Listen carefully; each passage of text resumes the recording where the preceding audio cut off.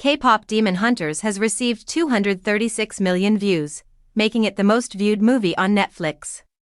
After becoming Netflix's most watched movie ever, this animated comedy about singing teens who covertly fight evil powers has solidified its position as the summer's biggest smash.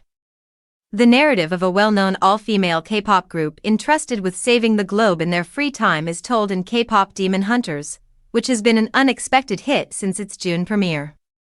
The movie has now surpassed Netflix's 2021 action thriller Red Notice, which starred A-list celebrities Dwayne Johnson, Ryan Reynolds, and Gal Gadot, as the streaming service's most watched movie ever in any genre. Over 236 million people have seen K-pop Demon Hunters so far. In recent weeks, it has also shattered records in the music charts and in movie theaters, dispelling rumors that original animated films were becoming less popular. The movie tells the tale of three girls named Rumi, Mira, and Zoey who make up Huntr/X.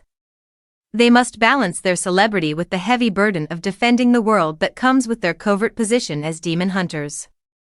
As if that weren't enough to fill their calendars, they now had to contend with the Saja Boys, a competing band whose members are really demons. After a limited theatrical release of a sing-along version of the movie sold out at over 1,000 theaters, it earned Netflix's first #1 in the US movie box office rankings over the weekend. Although Netflix does not disclose its revenues from theatrical releases, it reportedly made $18 million, £13.4 million, in a single weekend. Its triumph was in spite of Netflix's seeming opposition to theatrical releases. The streaming service typically only distributes a movie in theaters when it is necessary to qualify it for awards season. Before the sing-along version of the movie was made available on Netflix, audiences in the UK had the opportunity to see it in theaters last weekend, with equally crowded shows. It should come as no surprise that the music, which has established records of its own, has been crucial to the success of the pop group-based movie. It is the only soundtrack in history to have 4 songs simultaneously in the top 10 of the US Billboard Hot 100. Golden, its biggest success, is still at #1. For the first time since Saturday Night Fever in 1978, when the Bee Gees penned the 3 songs Night Fever, Stayin' Alive, and If I Can't Have You, performed by Yvonne Elliman, a soundtrack had 3 tunes in the top 5. As Disney and Universal Pictures have chosen to pursue live-action remakes of well-known films like Lilo and Stitch and How to Train Your Dragon, other animation produced by well-known companies has underperformed this summer. Demon Hunters embraces a completely fresh narrative with unidentified characters, songs, and singers, defying the tendency of remakes and the unrelenting exploitation of old libraries.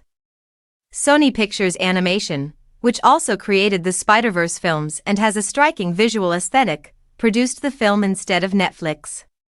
The colors pink and purple are recurring in K-pop Demon Hunters. The relevance of the cult of fandom, another new cultural phenomena, is highlighted throughout the program. The film revolves on the love of the group's fans, and its summer popularity has been fueled by its real-life supporters. Ironically, for a fantasy animated story, some of the film's creators claim that the characters' relatability to the young audience is what has made the movie so successful. One of the primary voice performers in the movie, Arden Cho, said they're flawless on stage. However, when you combine them, you'll see that they're silly, genuine, and making amusing expressions. They burp while consuming all they want. I believe it gives us females a sense of visibility.